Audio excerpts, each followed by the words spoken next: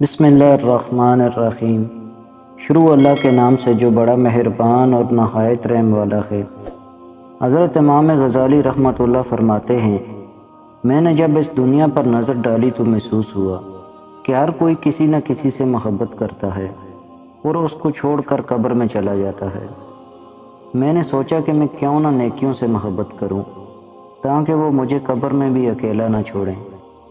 اللہ کا ذکر کرتے رہا کرو، چاہے گھر میں ہو یا راستے میں، کیونکہ جس چیز کے سامنے اللہ کا ذکر کرو گے، چاہے وہ پتھر، پھول، درخت یا کچھ بھی ہو، قیامت کے دن گواہی دے گی کہ یا اللہ تیرا یہ بندہ تیرے ذکر میں مشغول رہتا تھا۔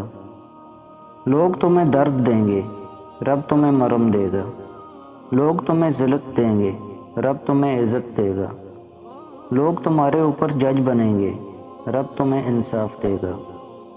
لوگ تمہارے منہ کا نوالہ چھینیں گے، رب تمہیں بے حساب رزق عطا کرے گا۔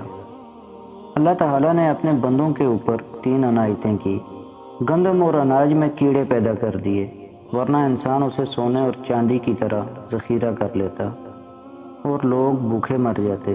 موت کے بعد مردے کے جسم میں بدبو پیدا کر دی، ورنہ کوئی اپنے پیاروں کو دفن نہ کرتا۔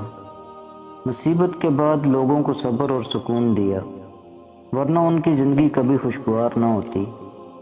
تو تم اپنے رب کی کون کون سی نعمت کو جھٹلاؤ گے؟